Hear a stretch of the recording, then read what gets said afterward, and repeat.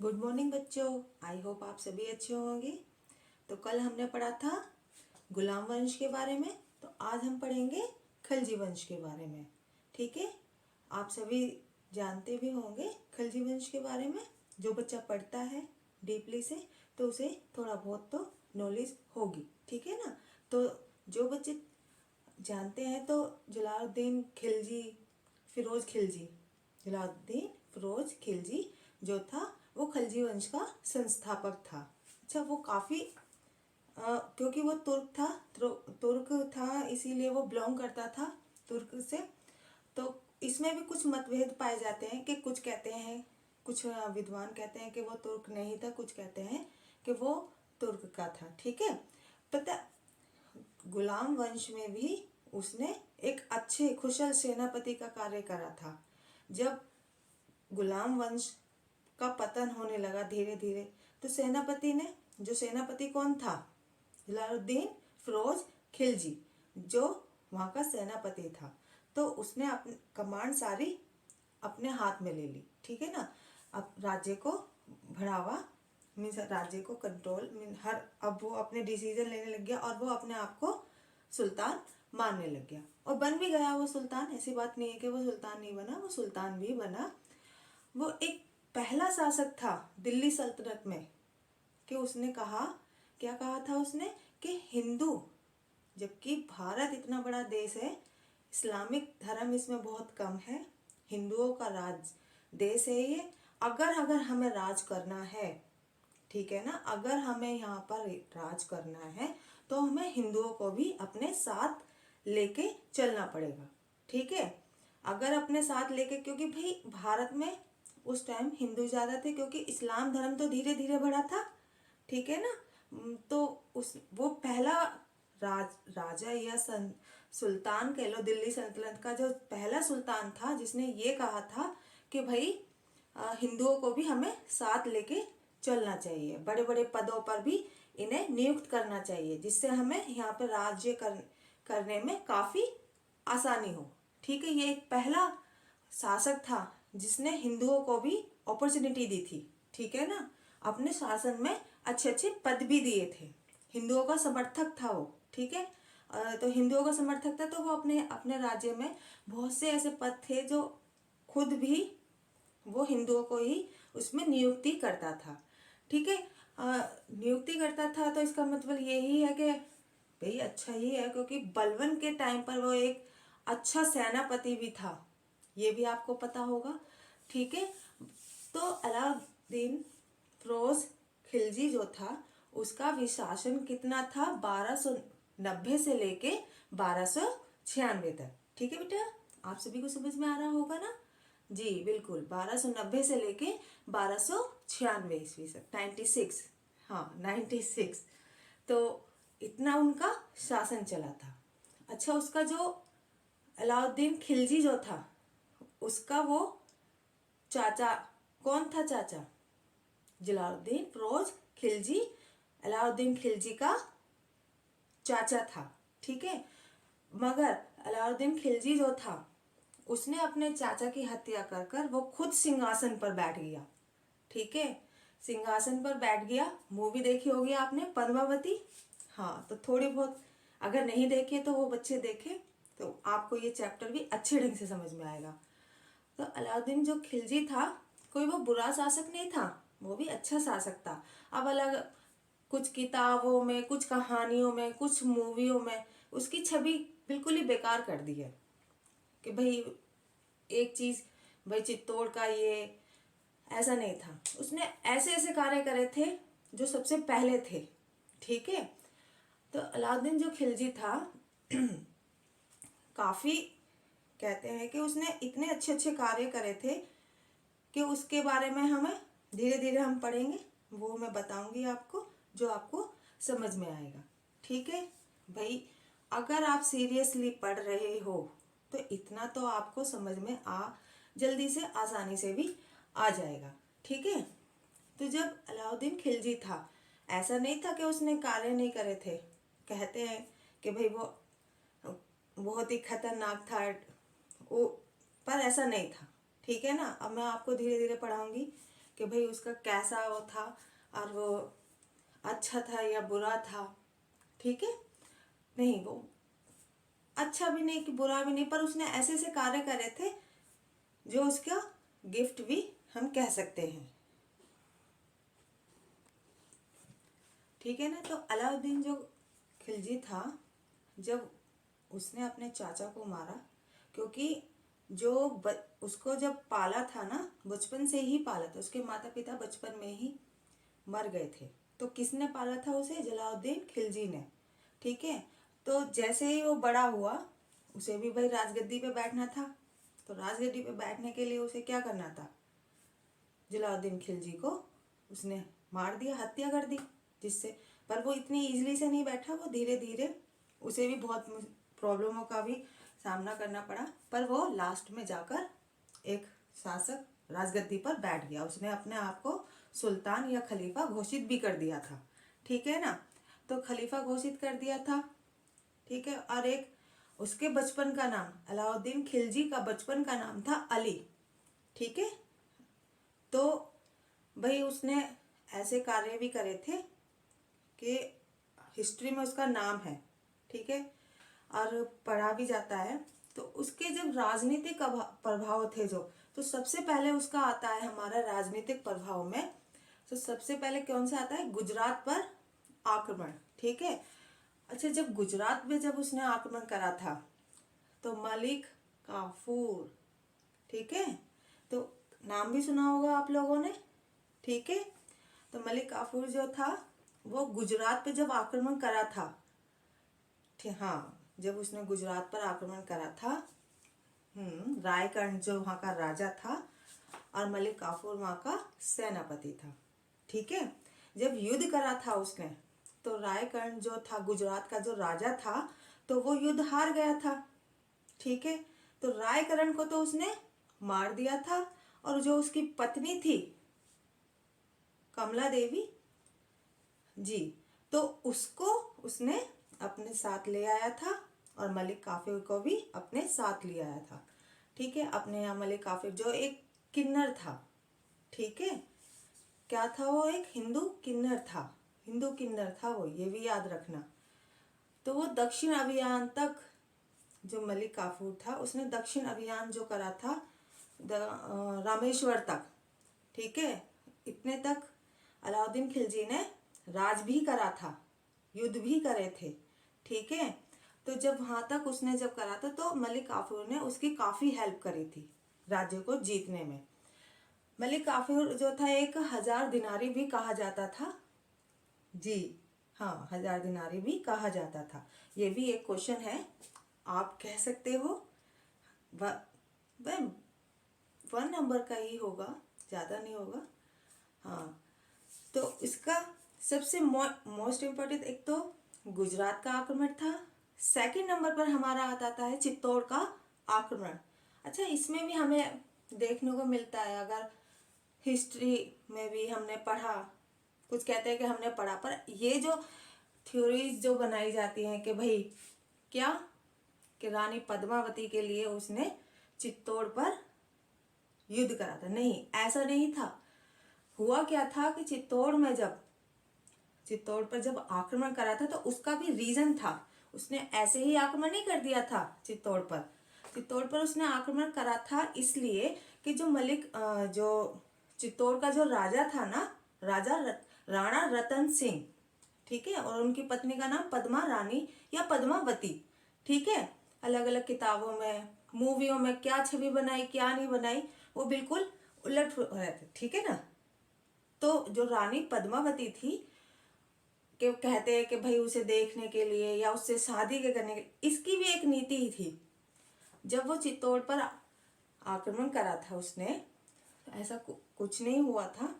ये तो मूवियों को अच्छा वो दिखाने के लिए कि भाई ये कर दिया, ऐसा नहीं था कुछ भी। जब राणा रतन सिंह के यहाँ पर जो एक कवि था, ठीक है, एक कवि था, जो राणा रतन सिंह ने उसकी थोड़ी सी भरी सभा में बेइज्जती कर दी, तो वो काफी भड़क गया। तो वो भटकते भटकते, पहले के टाइम में होता क्या था, तो जो कवि होते थे ना, उन्हें कोई भी राज्य अपने यहाँ रख लेता था, अच्छी पोजीशन पर किसी भी, क्योंकि कभी तो जो राज्यसभा जो होती थी उन्होंने ही अपनी कविताएं सुनाकर उनका यही कार्य था, सभी उन्हें इजीली से रख लेते थे। तो उसने कहा, वो जब कविता सुना रहा था, अलाउद्दीन खिलजी को जब कविता सुना रहा था, तो कहानी में कविता सुनाते सुनाते उसके मुंह से एक शब्द मिल गया, या उसके अंदर की एक वो थी कि भाई ये बहुत पावरफुल है, वो उस राजा से लड़ेगा, ये भी कह सकते हैं हम। तो उसने कहा कि अगर कोई विश्व सुंदरी है तो वो रानी पद्मावती है, उसकी जैसी कोई औरत नहीं है, वो इतनी सुंदर है। कहा भी जाता है कि वो बहुत सुंदर थी। अच्छा, आप सभी को ये पता था रानी पद्मावती कहाँ की थी? पता है आपको? नहीं, रानी पद्मावती थी श्रीलंका की। देखो कितनी दूर की थी। हाँ, जब डीपली पढ़ोगे रानी पद्मावती के बारे में तो आपको पता चलेगा कि रानी पद्मावती कौन थी, कहाँ की थी? श्रीलंका की, जहाँ बौद्ध धर्म ज्यादा प्रचार में था। ठीक है। और कहा भी जाता है कि ये भी खुद एक आई थिंक बौद्धिस्ट ही थी जी। हाँ, जब आप डीपली पढ़ोगे तो आपको पता चल जाएगी। पर रानी पद्मावती श्रीलंका की थी। ठीक है। तो आगे होता क्या है कि जब रानी पद्मावती के बारे में जब वो जो कवि था वो बोलता है कि भाई ऐसे ऐसे वहां पर एक इतनी सुंदर लेडी है, तो अलाउद्दीन खिलजी ने पूछा कहाँ है?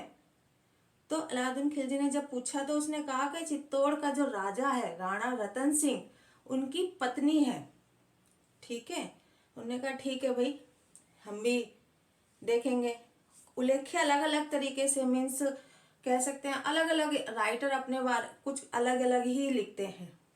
ठीक है। पर ऐसा नहीं था। ठीक है। अगर आप डीपली अगर बुकों को आप पढ़ते हो तो बात कुछ और ही होती है। तो जब राजा और उसमें जब युद्ध हुआ, युद्ध ऐसे ही नहीं हुआ था, नॉर्मली हुआ था। उसने अलाउद्दीन खिलजी ने कहा राणा रतन सिंह से कि भाई मैं राणा रतन सिंह वो मैं हार गया हूँ, तो मैं बस इतना ही, मुझे एक बार रानी पद्मावती दिखा दो। अच्छा, हमारे जो पहले भारत में जो होता था तो लेडी से काफी कवर में रहती थी, अनजान आदमियों के आगे आती नहीं थी। ठीक है ना, ये तो सभी आप लोग सभी जानते होंगे कि अनजान लोगों के सामने नहीं आती थी। तो हुआ क्या था, जब रानी पद्मावती आ नहीं सकती थी तो जो राणा रतन सिंह थे उन्होंने सॉल्यूशन निकाला। जो उनके महल के जो 7 गेट थे उन्हें पार करने पड़ते थे। तो एक तालाब था, उस तालाब के किनारे आकर खड़ी हो जाएंगी, जिससे कि वो उस या खिड़की से या महल की उस पे खिड़की पे से खड़ी होंगी तो तालाब में जो पानी था उसमें उनकी क्या दिखेगी? परछाई दिखेगी। तो तुम वो वाली परछाई देख सकते हो। ठीक है। ऐसा ही हुआ था। ठीक है। और अलाउद्दीन खिलजी भी मान गया था। ठीक है भाई, मैं भी जैसा आपने कहा मैं ऐसे ही करूंगा। और हुआ भी ऐसे ही था। ऐसा कुछ नहीं कि भाई नहीं मैं इससे, हुआ भी ऐसा नहीं, पूरा जैसा बोला था वैसे ही हुआ। अच्छा, अब हमारे यहाँ भारत में होता क्या है कि कोई भी मेहमान आता है तो उसे बाहर गेट तक छोड़ कर आते हैं। ठीक है। अब महल में 7 गेट थे, वन बाय वन वो छोड़ते गए, गेट बंद होता गया। ठीक है। 7 थे ना, तो 7 गेट बंद होते गए, स्टेप बाय स्टेप।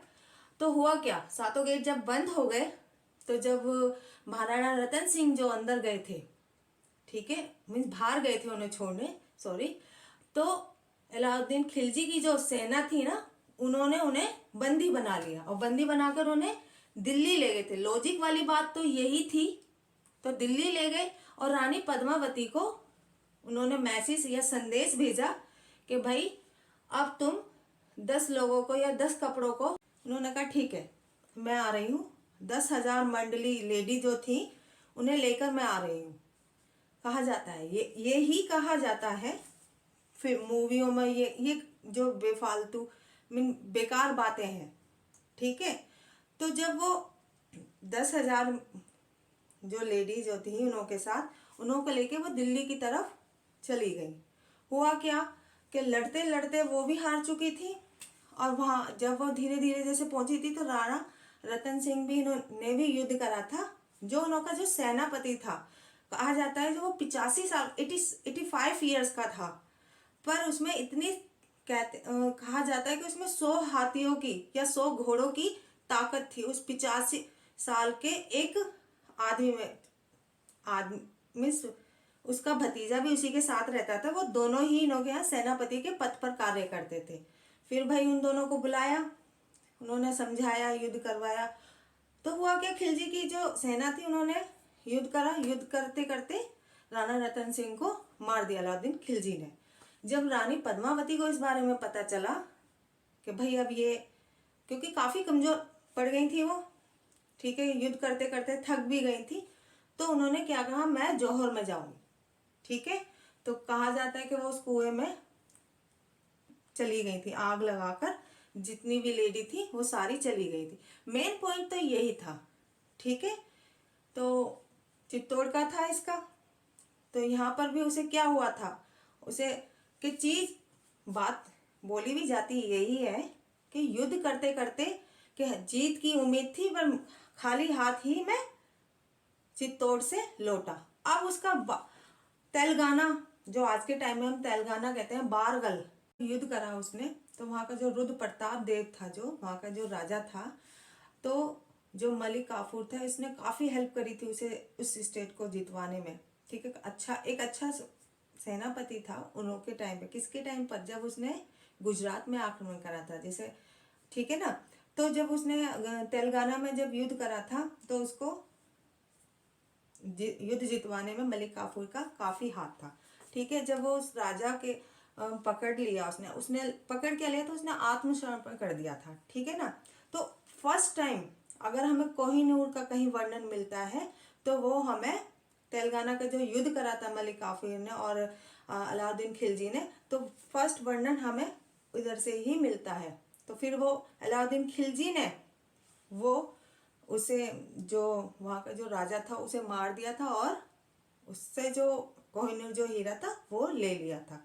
ठीक है ना। होता क्या है, फिर भाई जीत लिया। इसी तरीके से हमें नादिर शाह में धीरे धीरे प्रोसेस जैसे चलता गया कोहिनूर हीरे का आगे। तो सबसे पहले हमें अगर वर्णन मिलता है कोहिनूर हीरा के किसके पास था, तो वो मैंने आपको अभी बताया था। ठीक है, अब आता है कि भाई अलाउद्दीन खिलजी को जब बोला जाता है कि एक महान शासक था, वो था क्यों। ठीक है, तो सबसे पहले जो हम आज के टाइम में मार्केटिंग कहते हैं, जो बाजार व्यवस्था थी, वो सबसे पहले अलाउद्दीन खिलजी के टाइम पर ही हुई थी। ठीक है ना। अलाउद्दीन जो खिलजी था, जो बाजार में लेन देन का कार्य, दास बिकना, कपड़ों का व्यापार, ठीक है, और पशुओं का व्यापार, तो ये सारी व्यवस्था अलाउद्दीन खिलजी के टाइम पर ही हुई थी। ठीक है, अलाउद्दीन खिलजी के टाइम पर हुई, तो उसने भूमि की भी व्यवस्था अच्छी करी थी। क्योंकि इल्तुतमिश का तुमने भी पढ़ा था, अभी मैंने पढ़ाया था, बलबन का भी पढ़ाया था। बलबन ने क्या करा था कि भाई तुम जब तक जिंदा हो, ठीक है, जमीन को यूज करो, फिर उसके बाद ये जमीन आपसे ले ली जाएगी। पर इसने सुधार करा, कहा भाई मुझे इतना परसेंट में 1/4 या 1 या छठा भाग फसल का या चौथा भाग वो मुझे आप दे देना। ठीक है, इतना उसने करा था। अच्छा, सैनिक व्यवस्था जो थी उसकी, वो भी काफी अच्छी थी। ठीक है, सैनिक व्यवस्था में वो घोड़ों के, कहा जाता है कि उसके में 4,05,000 घोड़े ही थे। ठीक है, सेना, घोड़ों की सेना थी। तो वो जो घोड़े जो होते थे, तो घोड़ों को भी अगर वो अच्छी किस्म के ही खरीदता था। पहले क्या होता था कि वो जिम्मेदारी घोड़ों को खरीदने के लिए एक किसी को बोल देते थे, और वो क्या करता था, वो बूढ़े घोड़े पकड़ लेते, जो युद्ध के समय काफी धोखा देते थे। भाई वो बूढ़े हैं तो वो युद्ध करने में कहाँ से समर्थ होंगे, तो वो सही किस्म के घोड़े भी उसी के टाइम से लेने शुरू करे थे। अच्छा, इल्तुतमिश के टाइम पर नगद वेतन भी बंद कर दिया था। ठीक है, पर अलाउद्दीन खिलजी ने नगद वेतन देना शुरू कर दिया था। ठीक है, नगद वेतन देना शुरू कर दिया था, सभी को पता होगी। ठीक है, इतना हमारा सबको पता चल गया। उसने स्थायी सेना और भूमि में सुधार, आर्थिक सुधार व्यक्तियों के लिए, और हिंदुओं को पदाधिकारी विशेष कर कि समय समाप्ति अधिकारों को ये भी विशेष अधिकार दिए।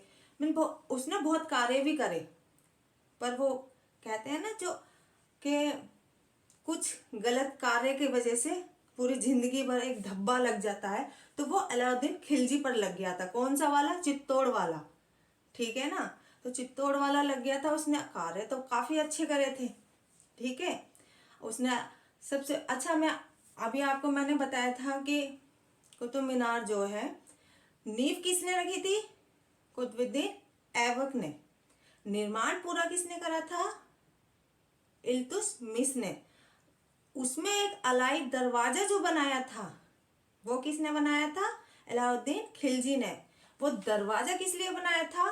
वो दरवाजा उसने इसलिए बनाया था, जो उसके विरोधी होते थे या युद्ध में जिन्हें वो पकड़ लेता था, जो उसके विरोध होते थे, तो वो उधर ले जाता था, छड़ाता था उधर से और उन्हें ऊपर से धक्का दे देते थे। उसे कहते थे पाप वाली जगह या पाप का कुआं कह सकते हैं हम, ठीक है। तो वो खुद भी यही कहता था कि ये पाप का कुआं है, ठीक है। तो उसने अलाई दरवाजा बनवाया था जी, सीसानार और खोस खस जो कहते हैं हम, ठीक है। तो उसने अच्छे भी कार्य करे थे, ऐसा नहीं है कि अच्छे कार्य नहीं करे थे, उसने काफी अच्छे करे थे। उसके बाद जब उसकी मृत्यु हुई, ठीक है, जब उसकी मृत्यु हुई ना, तो उसके जो बाद जो उसके बेटे आए, बेटे ही बोल सकते हैं क्योंकि बेटों के बारे में, जो शासक जो थे वो काफी कमजोर थे शासन चलाने में। तो धीरे धीरे खलजी वंश का पतन होने लग गया, ठीक है। क्या होने लग गया? पतन होने लग गया। फिर उनके बाद अगर कोई वंश आया तो वो आया तुगलक वंश, ठीक है। तो तुगलक वंश के बारे में हम कल पढ़ेंगे, जैसे कि आज हमने खिलजी वंश के बारे में पढ़ा है। आई होप आप सभी को समझ में आया होगा। तो हमारी नेक्स्ट क्लास कल आएगी। ज़्यादा से ज़्यादा लाइक करें, सब्सक्राइब करें